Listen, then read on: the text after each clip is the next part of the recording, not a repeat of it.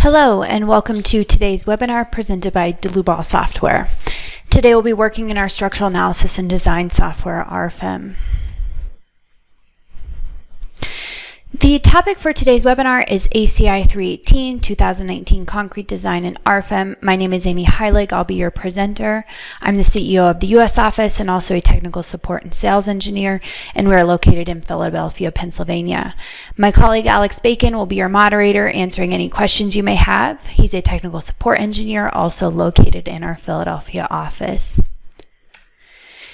If the control panel does seem to get in your way when you logged into this GoToWebinar, feel free to show or hide that up at the with the orange arrow up at the top. We always want to encourage everyone to ask questions throughout the presentation.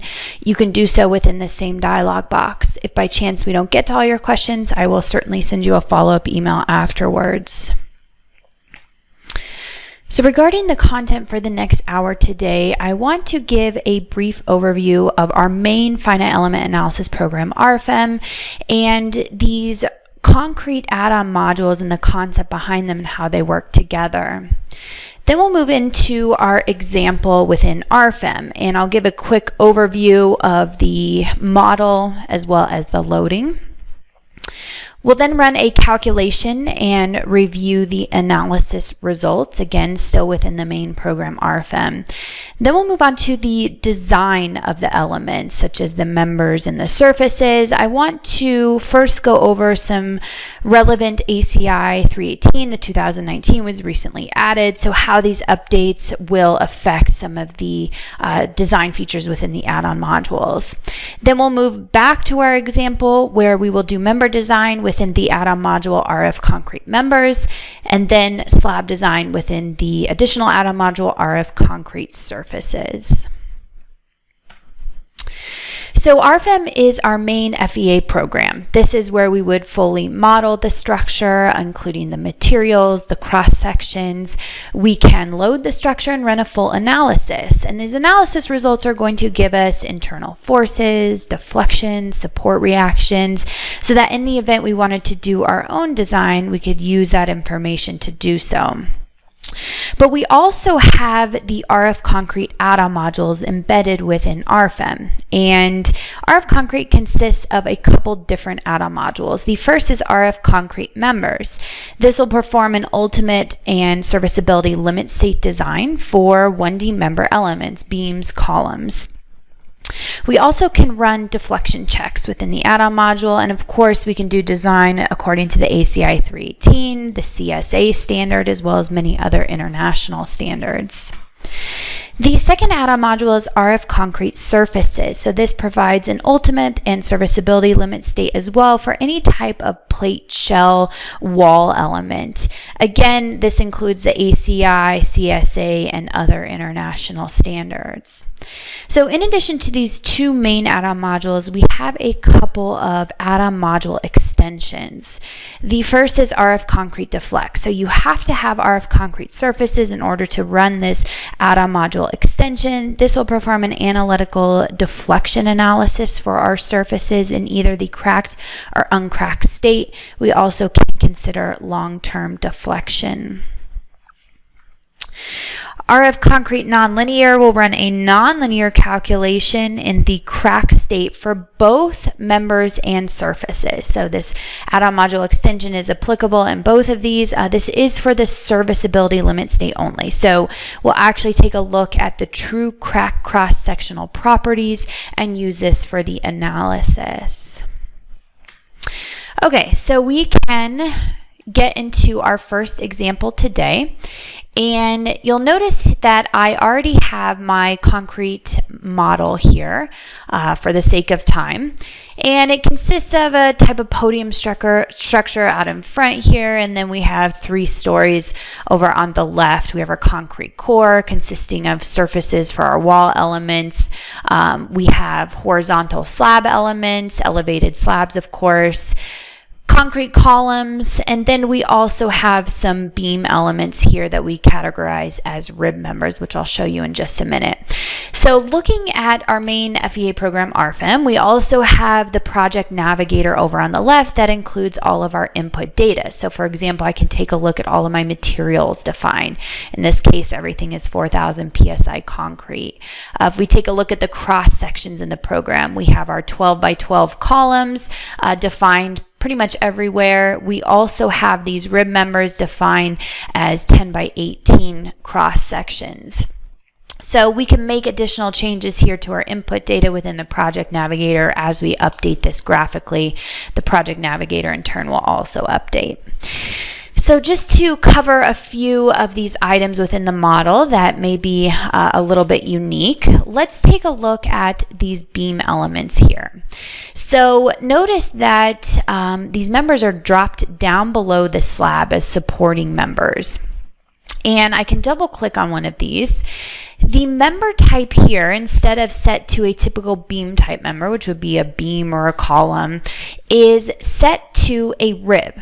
And when we go into the detail settings of the rib, what makes this a little bit more unique is that, number one, we can drop it below the thickness of the slab automatically. So you'll notice over on the left here, we can position this on the positive local Z side of the axis of the slab. Then we also can set an effective width on either the left or the right side of the member. So we can have this automated at L/6, L/8, or maybe we input that in, which in this case I set this to 1 foot on either side. The program will automatically detect the surface that it should integrate with. So the intent of this is that we can integrate this effective width on the left or right hand side and consider these internal forces for the member design. Once we get into RF concrete members, this is possible. So all of these members over here in this podium type structure on the right are considered rib members. You'll also notice this symbol here between our adjacent surfaces. So I have my 3 surfaces here in the front, and I have my rear surface in the back, and then this symbol here is what's called a line hinge. Now a line hinge can be added over here in our Project Navigator. We can right click to add a new line hinge, and what I've done here is I've released the moment between these adjacent surfaces. So you'll notice that with a line hinge, we have 4 degrees of freedom. So we have the translation releases, but I want those all to be fully fixed. But I can release the moment about the line's local x-axes. So we're assuming that this isn't one monolithic pour, but rather these 2 slabs are kind of butting up against each other. Translation is transferred between the 2 elements, but we wanted to fully release the moment. So you'll notice that these line hinges are applied along the length of these slabs.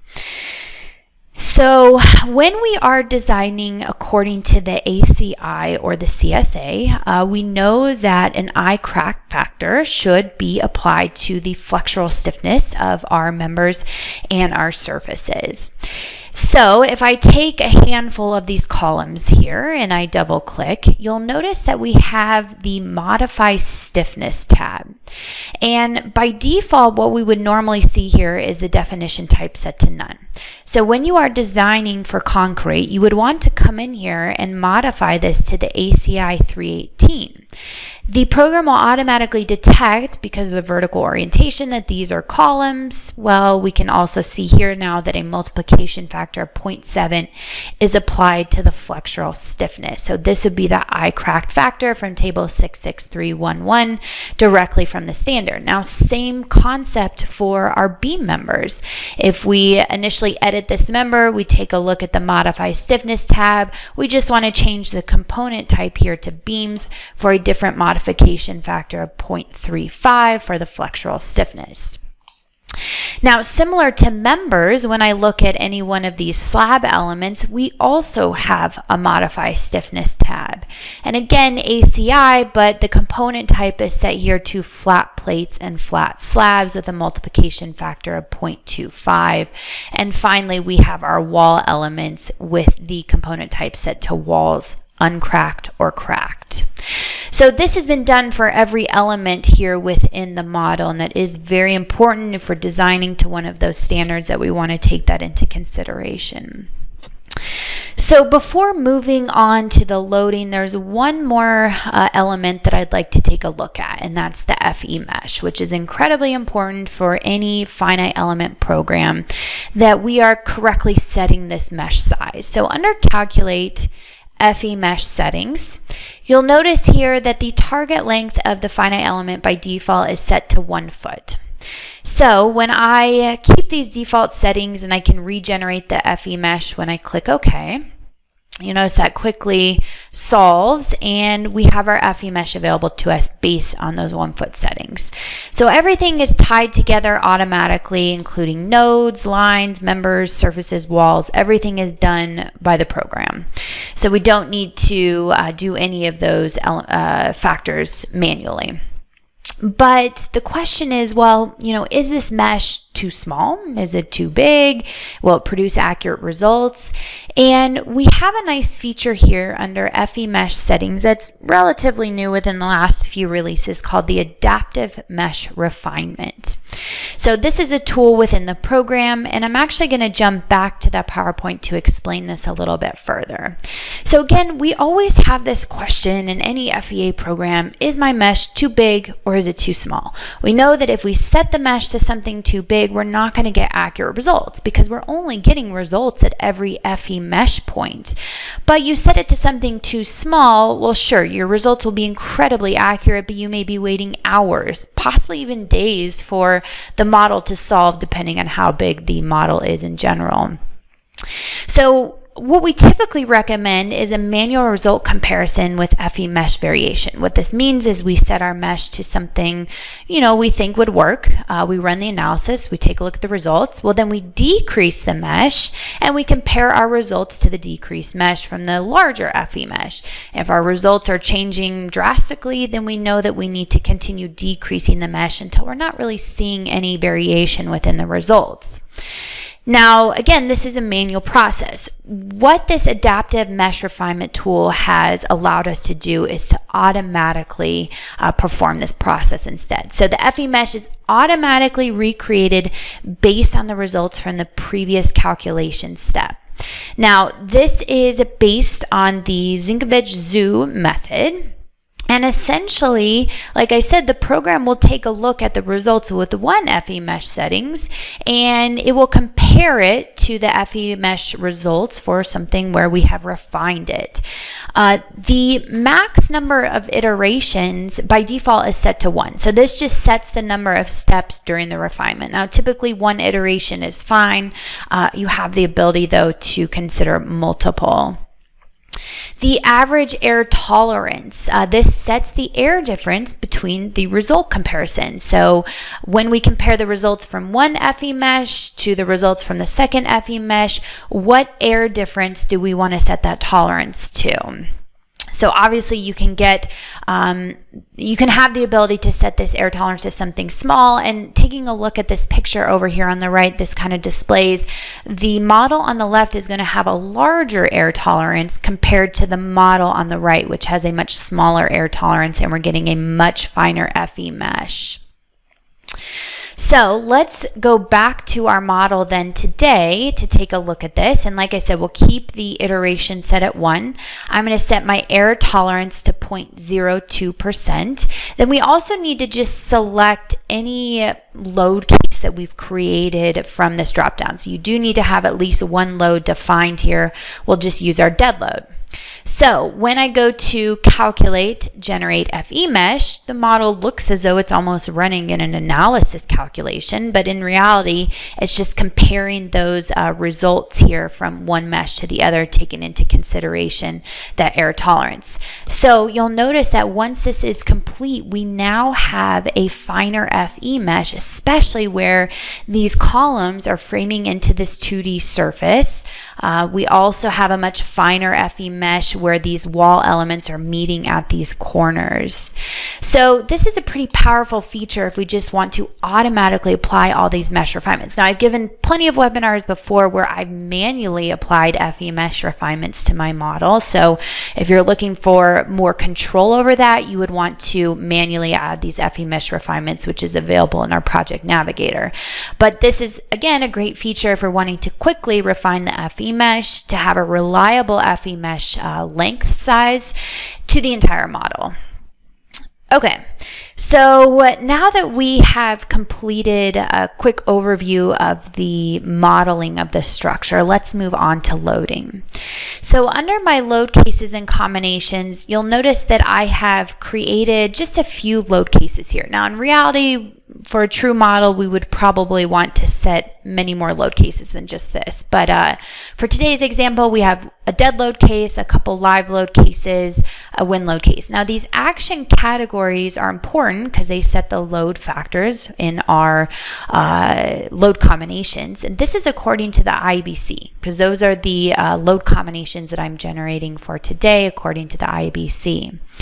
So when we take a look at our combination expressions, you'll notice that I have my LRFD load combinations and my ASD, and I can click my little info button here to see directly from the IBC 2018 what those load combinations look like. Most importantly, under the Load Combinations tab, here are my LRFD load combinations listed in orange and my ASD listed in red. Now, all load combinations by default are set to a second order analysis, considering p-delta effects, which is required by the ACI.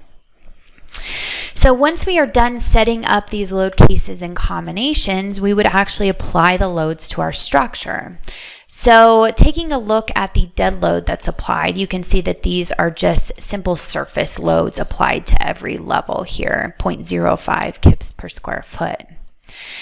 Taking a look at the live load, we have added quite a few free loads. So notice that these free loads are applied to only particular sections of these surfaces, not everywhere. We take a look at our second live load case, we kind of have some different arrangement here. So this might be live load considerations that we wouldn't want to consider together, but it's one or the other. So I've set up my load combination so that it's not considering both live loads together, but rather the load combinations will consider live load 1 here or live load 2. And finally, simple lateral load just applied to every diaphragm level here, every story level in the global Y direction. So nothing too complicated. Now we can view our load combinations displayed together, which is going to show our dead load, our live load, and our win load acting on the structure. So now that we are done defining our loads, we are now ready to run our calculation. So I can go to calculate all. For the sake of time, I'm going to pull open a model that I've already run this calculation. It does take just a minute because of some of these additional FE mesh refinements. So what we're presented here are our results once we run our calculation. So the results tab is now available in our Project Navigator. And we can view our global deformations for all of these different load cases and combinations. Now notice you can control the load factors here to decrease this. We have our colored panel within the global deformations. And then we also can smooth the color transition if we want to make this just look a little bit nicer. So deflections are important to make sure we understand, okay, our model's behaving correctly under the applied loads, or did we make a modeling error? And everything looks to be okay for the general deflection. So in addition to our global deformations, we're probably very interested in our internal forces. And we'll start off with the internal forces for our members. And I'll kind of isolate a few columns here by choosing the visibility of the selected objects. And when we look at these columns, we can view the axial loads. So we can see all of these are in compression, as we would expect. We can also view the shear forces in the strong and weak axis direction. We can view the bending moments as well in both directions and so on. Now, all of this information that we're viewing graphically is also available in table format. So we can view table 4.0, the results summary, and we can take a look at the members for the internal forces. All of this information can be exported directly to Microsoft Excel with the click of a button. So this would be, again, important if we're wanting to do our own manual design with our in-house tools or maybe an Excel spreadsheet to export out these internal forces. We can also right-click on a member to visit the results diagram. And the results diagram will just show me in a bit more detail my internal forces, deflections, strains are also available here, what's going on along the entire length of the member. We even can switch load combinations or load cases up at the top. We can export this to Microsoft Excel. We also can add to our printout report. So this really sums up just a basic overview of our member analysis results. Let's take a look at our surfaces. So I'm going to cancel my visibility mode here. And instead of all surfaces, let's isolate to these front surfaces so we'll create a visibility by the selected objects. So we can take a look at the basic internal forces for this member. And again, we have our colored panel here showing us our MX bending internal forces. We also can cycle through these different load combinations, view MY, and these basic internal forces are based on the X, Y, and Z axes, the local axes of our surface. So when I hover over one of these surfaces, we can see here the local axes given to us. When we're looking at the principal internal forces, which is the next available tree here, you'll notice that everything is actually based on these principal axes. And these are going to be the extreme values of the internal forces. So we have M1 and M2, for example, here. Well, axis 1 is based on the max value of our internal forces, and M2 is based on the minimum values. So just a different way to present our results here. Now, of course, we also can view strains. Strains might be interesting for us for concrete design. So everything is visible here. So again, this information is available to us in table format. If we scroll kind of all the way to the right-hand side here within the tables, we can view the strains here. We can view the internal forces, and this is for every grid point within the surface. So we can export this information to Microsoft Excel, again, if we'd like to do our own manual design. Okay, so the next topic then, after we've covered the analysis, is of course we want to design these members according to the ACI standard. So assuming that we want to take advantage now of our add-on modules within the program. And we can see these add-on modules listed within our project navigator. You can always right-click on an add-on module to make it your favorite, to kind of move it up to the top of the list. Or we can access add-on modules under the design concrete for RF members or for surfaces or for members. So before we jump into the actual add-on module, I want to go over several of the 2019 updates that have been considered within the program. And I'll first preface this that this is by no means a complete overview of all the modifications or updates within the 2019 standard that was recently released, nor is it a complete list of everything that was affected within our program. It's just a few that I wanted to highlight on, some major changes that took place. So the first is going to be the reinforcement strain revisions. And according to section 7331 for non-pre-stressed one-way slabs, but also 8331 for two-way slabs and 9331 for beams. Well, the code tells us that these should all be tension-controlled elements according to table 21.2.2. And you'll notice that in figure 2122B from the standard, which I pulled over here, our tension controlled area within this graph for the strength reduction factors. Well, this now has been modified. This lower limit strain value has been modified according to this section here. So we're now taking into consideration the tensile strain in the extreme layer of the longitudinal reinforcement plus 0.003. Well, previously this value was just a simple 0.004 in the 2014 standard. So this was kind of a major change within this section. Now this leads to a more economical flexural design for beams and slabs. So we don't have this requirement anymore to add additional tension steel to meet the lower steel strain limit of 0.004, but rather now this is a function of our yield strength of our reinforcement. So what this previously meant was really little, if any, gain to the flexural strength because of the reduced strength reduction factor. So this is obviously going to affect our add-on modules, RF concrete members and surfaces in several ways, but the main change you'll notice initially is that we're going to have a influence on the neutral axis to depth ratio, which you can see in the results within the add-on modules. The next modification or the update was the minimum flexural reinforcement for slabs, and this is section 8611 for two-way slabs. AS min is now 0.0018 times the gross area.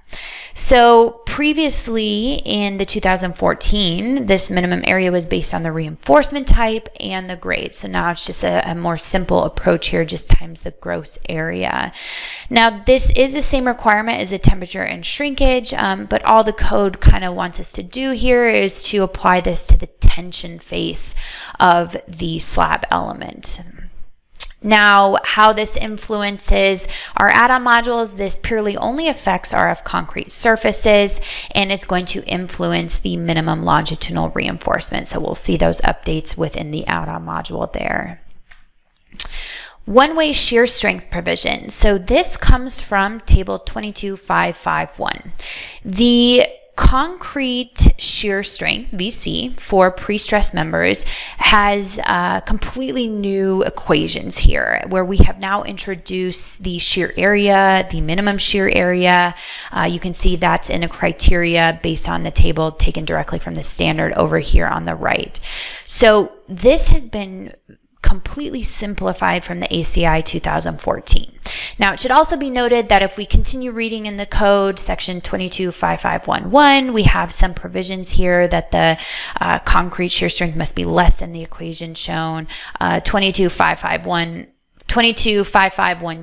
has some provisions for the axial load over 6 times the gross area, which is included in these equations, must be less than 5% times the concrete strength. And we've also introduced the size effect modification factor, lambda s.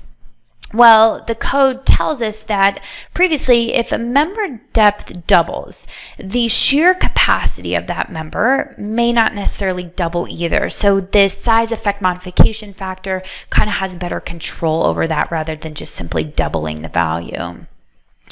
So again, the ACI 31814 previously had provisions for the equations for members without an axial force versus members with a compression force versus members with a tension force. So again, much more simplified.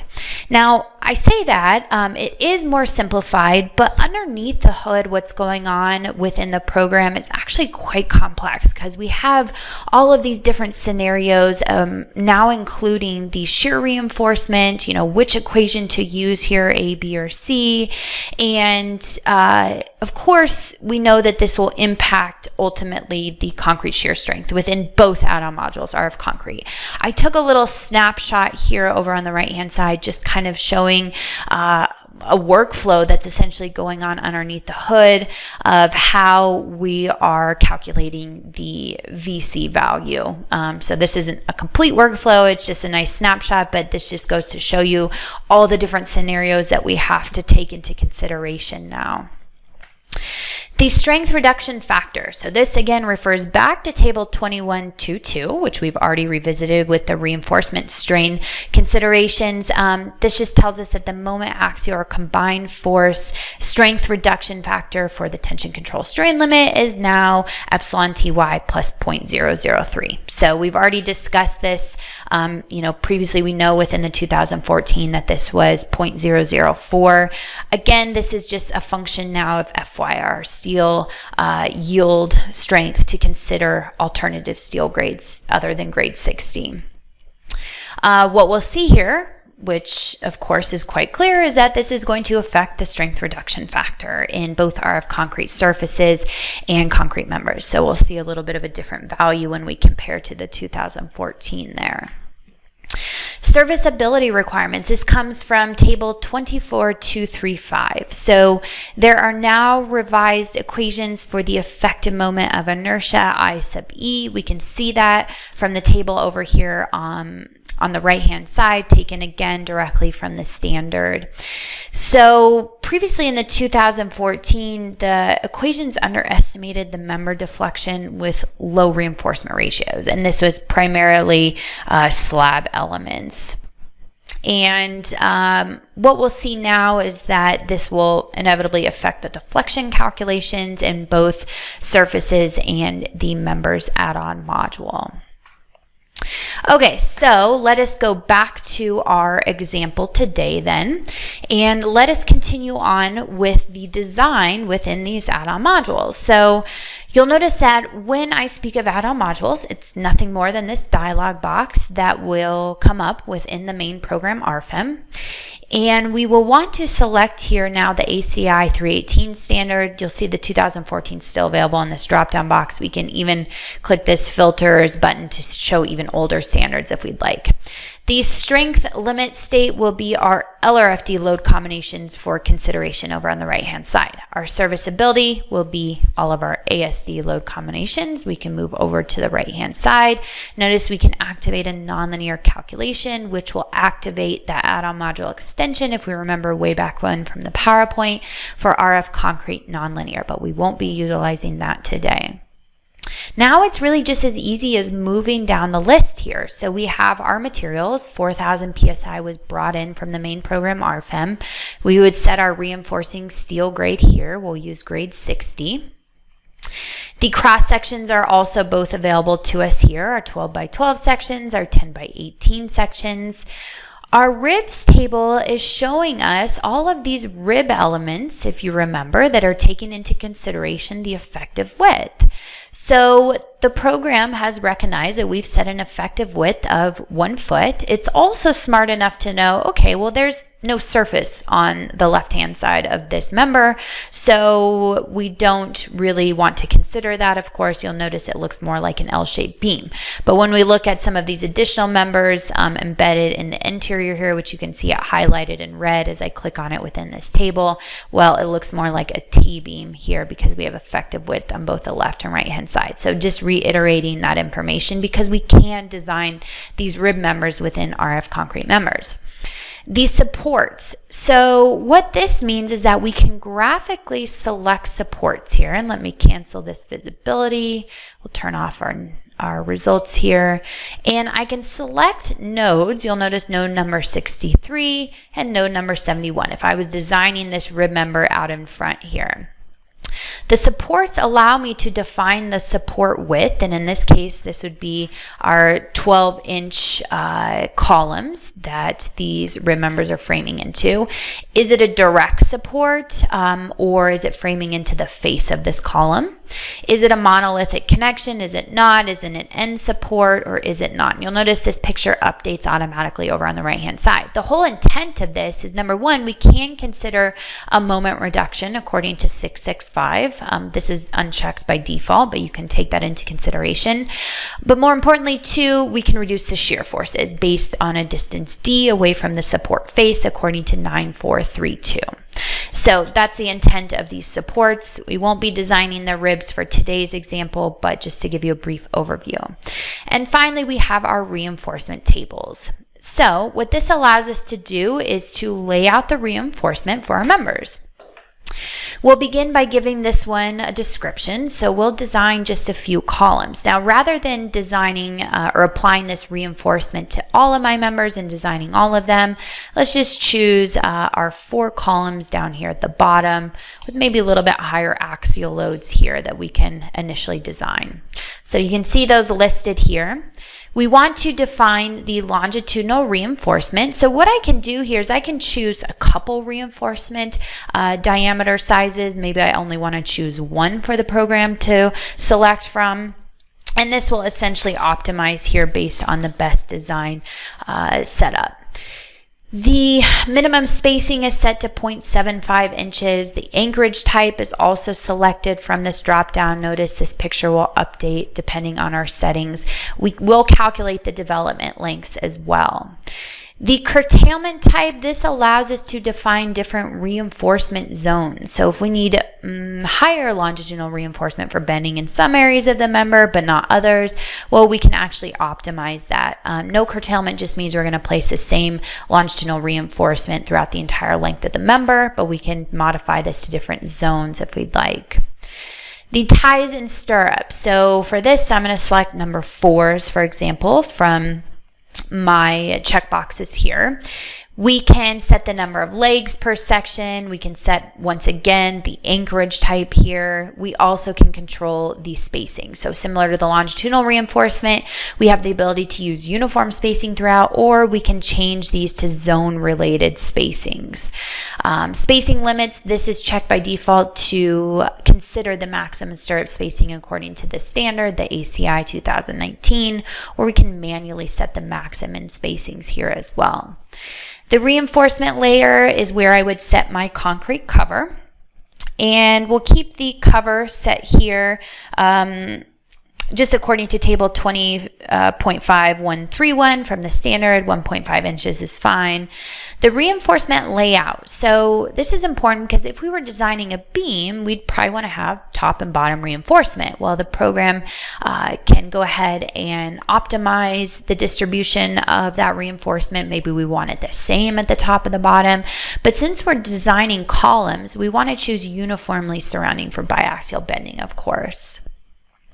The internal forces we will design the reinforcement for include axial shear, moment, bending, and of course, torsion as well. So we can take into consideration all of those. You can uncheck them if you're not interested in that consideration. The minimum reinforcement, we automatically have this set by default according to the standard. So for both shear and longitudinal, we can also manually set this as well. The ACI 318 tab, well, this is specific to the standard. It just has some additional settings in here, such as the percentage of reinforcement, shear and torsion reinforcement, according to chapter 22, and then of course our strength reduction factors, which come directly from chapter 21. So no modifications to this table here. Serviceability. So this allows us to, first of all, set a limiting value for the allowable crack width. And you'll notice within this drop-down box, we have some suggestions here from the ACI committee on some different allowable crack widths. So for our case today, we'll choose this last one for a dry air protective membrane, 0.016 for both the top and bottom crack width. This first setting here, to design without direct crack width calculation, this just refers to the longitudinal spacing requirements set by the code to limit cracking. So we can leave this checked. The program will optimize that spacing there to make sure it meets those requirements. Design with direct crack width calculation is more of a theoretical approach. We will apply the Gurgley-Lutz equations to actually calculate the crack width. So both of those we can leave checked. Now we also can turn on the deflection checks, and notice we now have a new table available to us, deflection data. We can also activate long-term deflection according to chapter 24.241. This is going to apply a time-dependent factor to our deflections based on the duration of the load here. So now looking at the deflection data, you'll notice all 4 of my members are listed. The reference length, which includes the full member length of 16.5 feet. The pre-camber, we could add that in as well. And then the limiting value we can select from this drop down, or we can use our own user defined. So for this option, we'll choose L over 360. What I can do is to hit F8 on my keyboard to make that same change to every single cell here as I move down my list. So now my limiting deflection is going to be 0.55 inches. So now we are ready to run a calculation, and you'll notice that this will actually solve very quick. We already have our internal forces from the analysis. All that we're doing is applying these equations from the ACI to determine our reinforcement. You'll notice it does take just a minute though. The program's kind of thinking here, and you can always look at the progress down in the lower left hand corner. It's calculating the sums and deformations. But point being that the program will essentially take in all that information from the RFEM analysis into this add-on module. So once this calculation is done, what we're going to see here is maybe the required reinforcement by member. So what I can do here is to take a look, and you'll notice that my member, and sorry, this member over here is highlighted probably from when I was in RFEM last, but this member here is highlighted and everything's synced up in the program to the tables within this add-on module. So it's nice to know exactly where you're at within the add-on module. But what we're going to see here is required reinforcement from the analysis. And this is going to include our longitudinal reinforcement, our shear reinforcement, as well as torsion requirements. Okay, so once we have this required reinforcement and the given variables are shown here, we'd like to know what the program's actually designing for this member, and that's under provided reinforcement. So for example, we can take a look at member number 39, and this is the longitudinal reinforcement. The program has come up with 4 number 7s located at the corners here. Same concept for the shear reinforcement. We take a look at the program has designed 53 number 4s at about 4 inches on center. Well, what's nice is we can double click within this picture to be taken to a much larger view of our concrete rendering here. If I want to make any changes to the reinforcement, I can do so directly within this picture. I double click on the 53 number 4s. Maybe we want to change this to number 3s here, and we want to do the spacing as 0.25. Who knows? We click OK. The program automatically updates this picture, and I can exit out of this. When I try and go to a different table, the program says, well, wait a minute, you've made changes to the reinforcement. Let me just recalculate real quick to make sure that you're still meeting all of the requirements. So it does so, and it looks to be that everything is okay. We also have our serviceability check. So remember, we're checking deflections, we're checking the limiting spacings, we're also checking the crack width. And overall, we're seeing for all of our members here, each of these individual checks with an overall ratio of 0.46. So we have our green smiley face because we are below 1.0. So everything looks to be good there. Now, in addition to all of this information, which by the way, we can take a look at here, and we can also take a look at the graphics view. So we are technically within this add-on module RF concrete members. We are just viewing our results graphically here within RFEM. So let me take a look at the visibility by the selected objects, and we can zoom in here. We can view the required longitudinal reinforcement for each one of these members. So you'll kind of notice how this varies along the member length. What else we can overlay on top of this is the provided reinforcement. So what we should always see is the provided reinforcement greater than the required reinforcement, of course. And sure enough, we do at 2.41 inches squared. Now we can view all of this other information as well, such as serviceability for our deflection ratio checks and everything else. So this is all possible to view graphically. We also can turn on the rendering of the reinforcement. So this is just a nice view if we want to see all of these stirrups or longitudinal reinforcement or development links kind of extending up into that additional column there. So that is a basic overview of RF concrete members. Now we would like to move into RF concrete surfaces. So what we can do here is to jump to our data tab, and we can launch now. And let me cancel this visibility mode. We'll turn off our results. Let's take a look at RF concrete surfaces. So what's nice about this add-on module is that once you have kind of found your way around RF concrete members, RF concrete surfaces looks almost the same. And this is true for all of our add-on modules. They have the same type of look and feel to them, so each one isn't different. We are going to select the ACI 318-2019 here from our drop-down box. The strength limit state, we can select our LRFD load combinations. We can choose our serviceability limit state as well by choosing our ASD load combinations. And under the detail settings for serviceability, I want to point out that when we go to these edit settings, we have the ability here to activate RF concrete deflect. So this is that add-on module extension we covered in the PowerPoint that is going to allow us to calculate the deflections here for our surfaces. Now this includes long-term deflection with that duration here, where we can take into consideration the time-dependent factor as well. We can turn this off as well.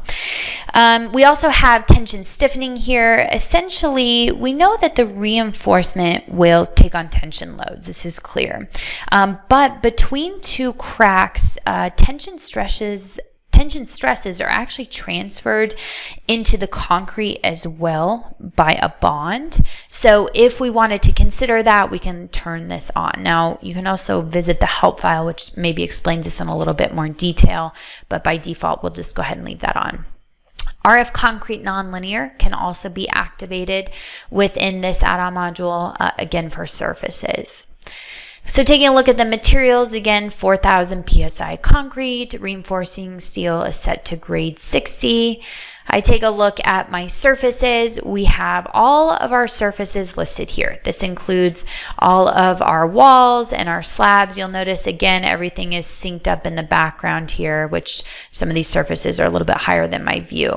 Thickness is shown, but this is essentially where we're going to specify the serviceability checks here for deformation to begin with. So we want to set the limiting deflection, and this can be set as L over 250 based on the minimum boundary line for our measurement of L, the maximum boundary line. Maybe we want a user-defined relative here. In our case, I'm going to choose user-defined absolute. I don't want to see any deflections higher than 0.5 inches, let's say. Now this little info button here is nice because it will just tell you, okay, what does the program mean when it talks about minimum boundary line versus maximum boundary line? Is the deflection related to the undeformed system or the deformed system? And for this, again, this info button has a nice clear explanation of what we mean by this, of the undeformed system versus the deformed. So you can refer to this. For today, we'll be referring this to the undeformed system. Now notice this is applied to all surfaces, but you don't necessarily have to. You can uncheck this and apply to separate surfaces. The limit value of crack widths, this is identical to what we saw within RF concrete members. We can set our limiting value here based on the ACI committee's findings for dry air protective membrane. 0.016 inches is our limiting crack width. We're going to consider longitudinal spacing based on 2432 to limit cracking. We also will use the Gurgley-Lutz equations to design with the direct crack width calculation. So moving on to the reinforcement. So the first thing we want to do here is to maybe give it a description. So we'll call this one slabs. And rather than applying to all surfaces, I am going to just design these surfaces out here to begin with. So surfaces 16 through 18.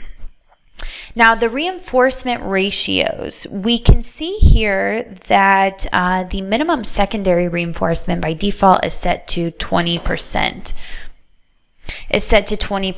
So this is the largest longitudinal reinforcement that should be applied. Now, all the rest of these reinforcement ratios are based on a cross-sectional area of 1 foot wide within our slab. For example, maximum reinforcement percentage, 9%. Again, this is based on a 1 foot width of our slab. The reinforcement layout. So the first thing to define here is our cover, whether that's to the centroid or to the edge.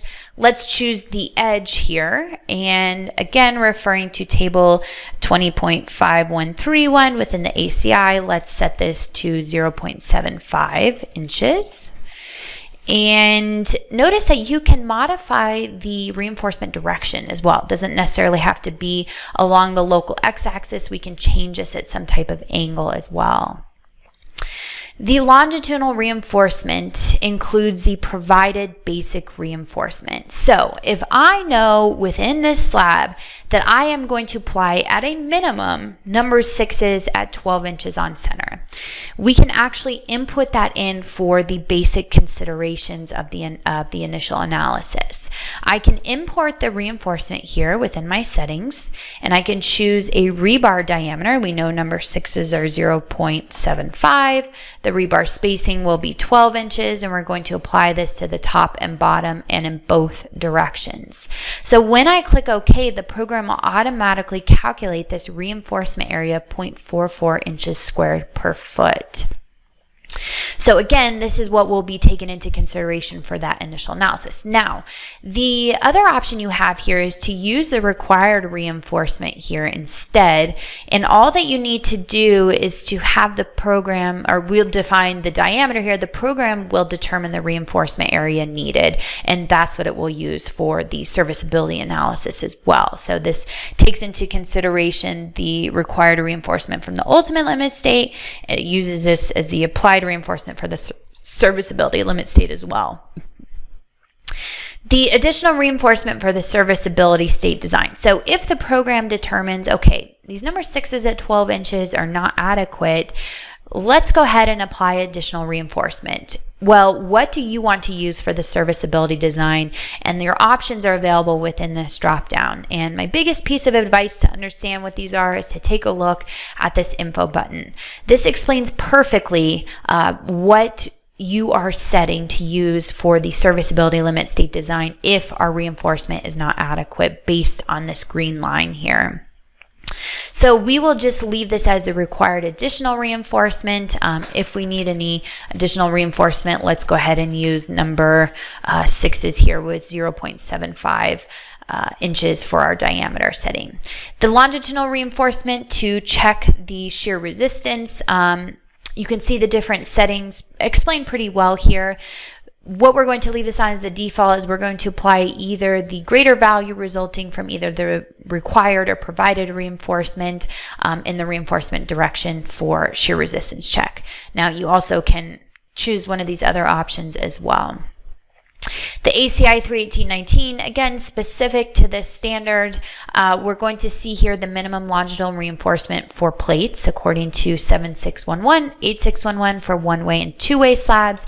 We are going to want to keep that for today to take into consideration those minimums. If we were designing our walls, we'd probably want to uncheck this and check this option instead to use the minimum longitudinal reinforcement for walls according to Chapter 11. Minimum shear reinforcement is according to 763. Shear reinforcement according to table 22551 as well as the strength reduction factors all come directly from the standard. The design method, we're going to choose the optimization of design of internal forces for parts loaded mostly by bending or tension, and we are ready to run our calculation. So for the sake of time, I am going to jump into an already saved model here, and you can notice that it's just taking a minute to load here for these saved results. So let's just give the program 1 minute.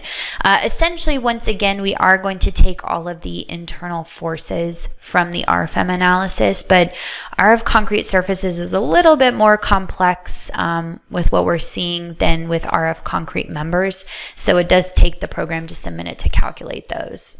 So jumping to this already saved model, what we will do here is go to the current module, since it is selected here from the dropdown. And what we will notice after we've run our calculation is our required reinforcement. And we can view this required reinforcement by surface, for example. And again, everything's kind of synced up here to show us our required longitudinal reinforcement for the top and the bottom and in both directions. This red arrow is showing you exactly where the controlling internal force is.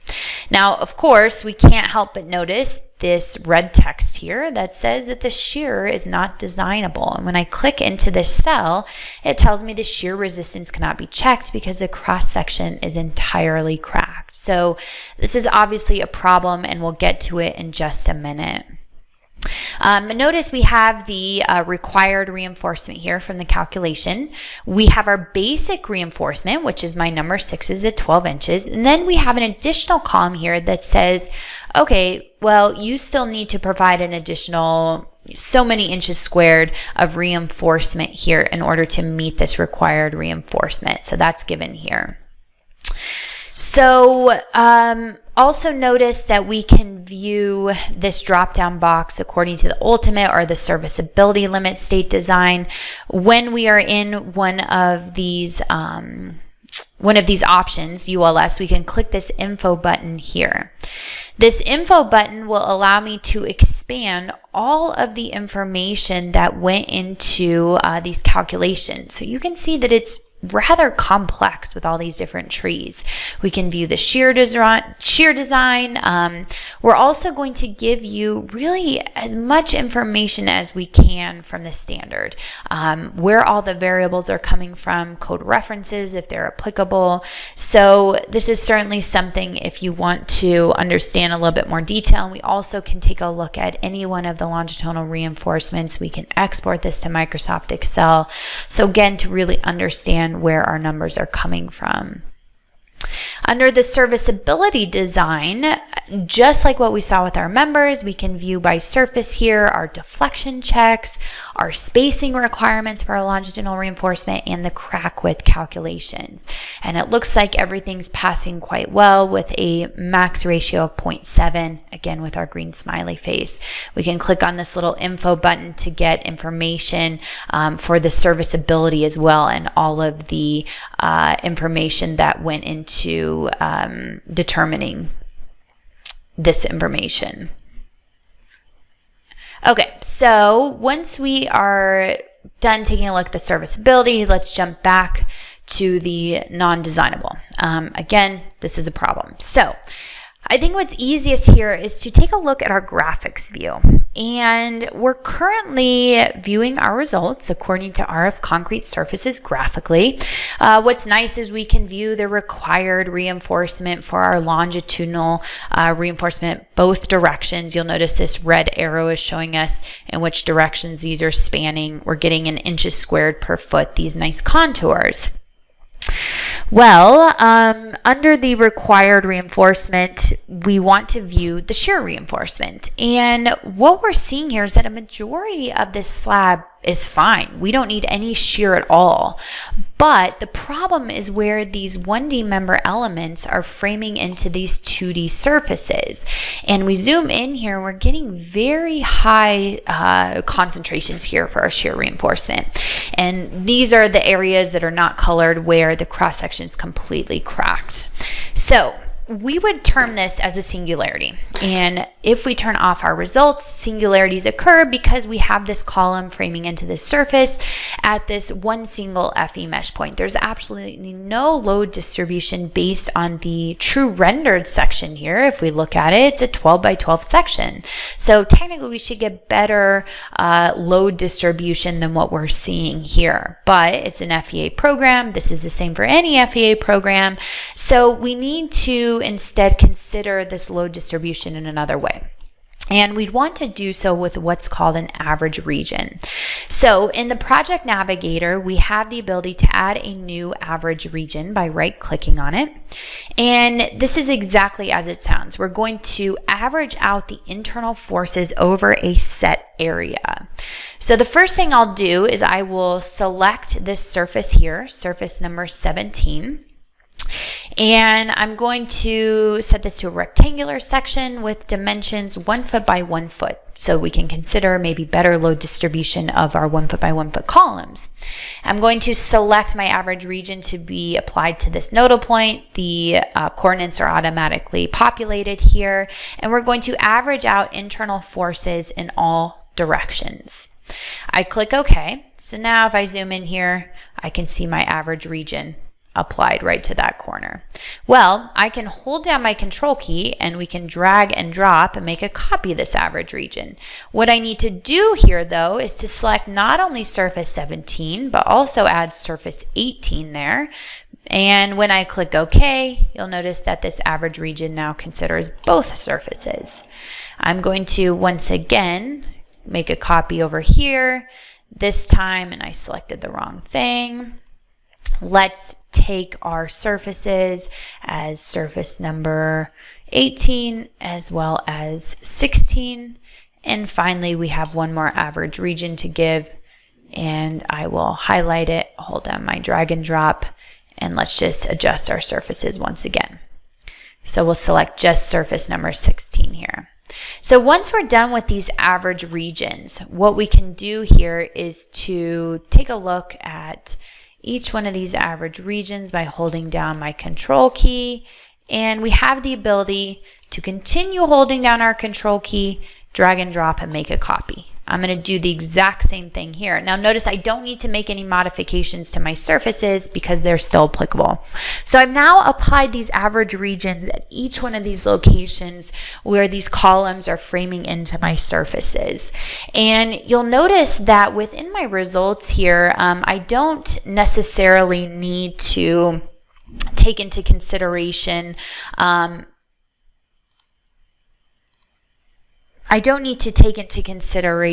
here rerunning the calculation, because we're not making any modifications to the actual analysis results. We're just kind of smoothing out these high stress points.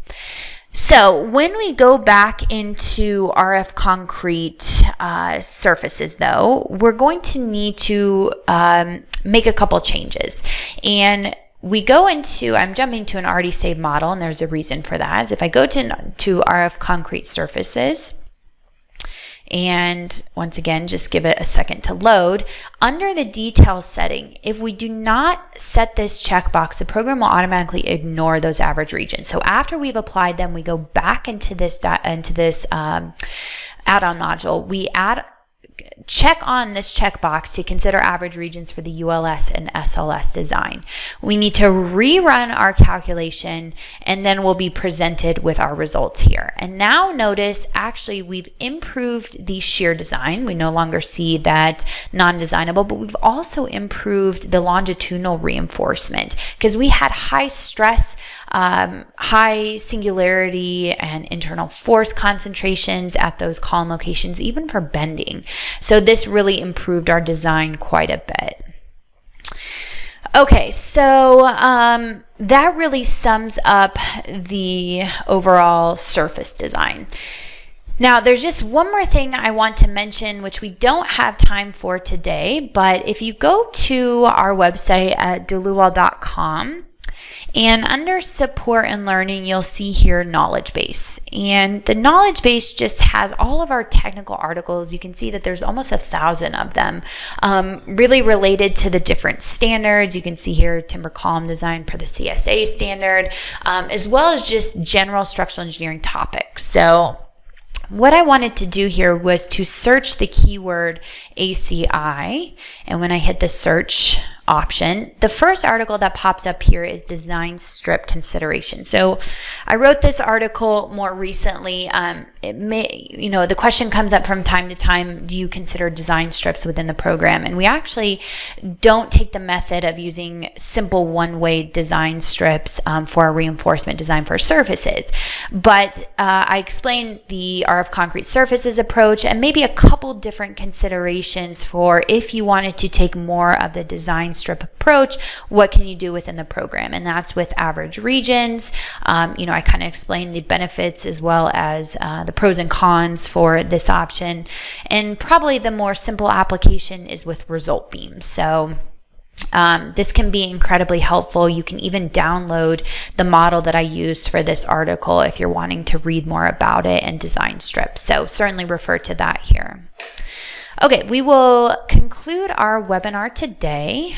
And I want to, again, encourage everyone to visit our website for articles such as this, but also just other recorded webinars that I've done in the past that you can rewatch, download models.